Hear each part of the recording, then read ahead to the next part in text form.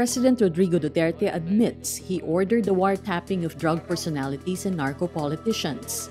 Duterte says he listened in on conversations involving suspected narco-politicians Iloilo City Mayor Jed Mabilog and the late Osamis City Mayor Reynaldo Parohinog. Duterte says, quote, "I was listening to him. Don't ask me what kind of listening device. It was a whisper from God I was listening to. So they were all tapped."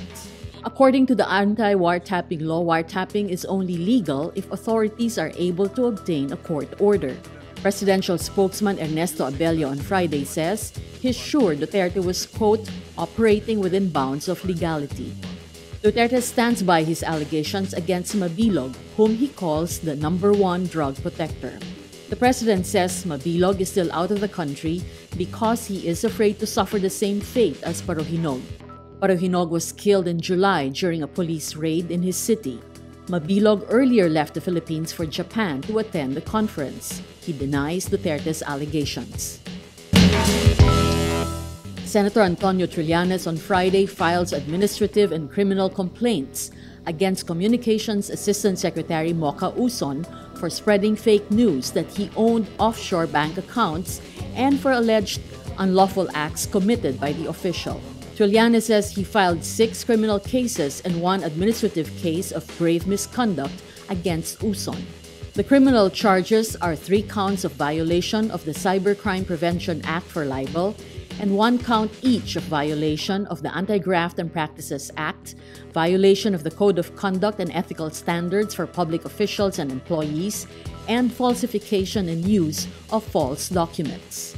Trillanes says, quote, "The era of fake news is over.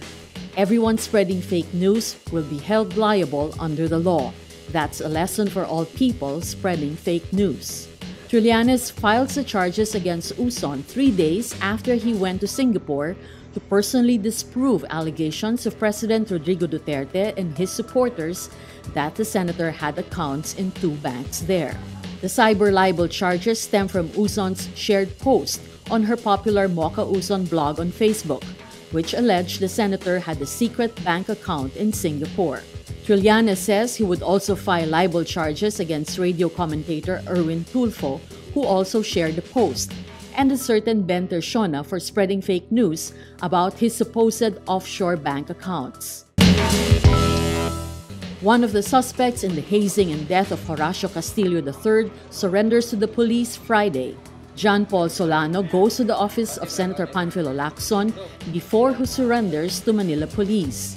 Police are eyeing perjury and anti-hazing law charges against Solano. Manila Police District Chief Joel Coronel says it was Solano who recruited Castillo to join the Aegis Juris Fraternity. Solano last Sunday claimed to have found the body of Castillo along a sidewalk in Tondo, Manila. He then brought Castillo to the Chinese General Hospital. The other 2 suspects, UST law student Ralph Tranguilla and his father Antonio, allegedly owned a car used to transport Castillo's body to the hospital. The Bureau of Immigration on Thursday said the younger Tranguilla left the country for Taiwan on Tuesday. Malacanang says the sentiments expressed by protesters Thursday sort of elevated the quality of public discourse in the country. President Rodrigo Duterte declared September 21 a national day of protest. Thousands held protests all over the country to remember the 45th anniversary of the late dictator Ferdinand Marcos's declaration of martial law and to voice their opposition against drug-related killings. Presidential spokesman Ernesto Abello says, quote, "This message was clearly sent across and heard by everyone. I believe people cooperated along that line, and that's our takeaway."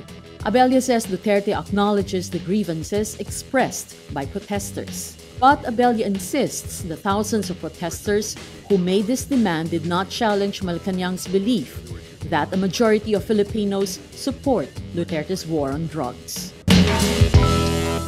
North Korean leader Kim Jong-Un calls United States President Donald Trump mentally deranged as the U.S. ramped up sanctions aimed at curtailing Pyongyang's nuclear weapons program. Kim says, quote, "His threats have convinced me, rather than frightening or stopping me, that the path I chose is correct, and that is the one I have to follow to the last." 2 days after threatening in his first address to the United Nations General Assembly he will totally destroy North Korea, Trump signs an executive order to ban firms from operating in the United States if they deal with North Korea. The U.S. already punishes foreign firms tied to North Korea's military programs, but the latest action sharply expands the range, targeting businesses involved in everything from technology to fishing.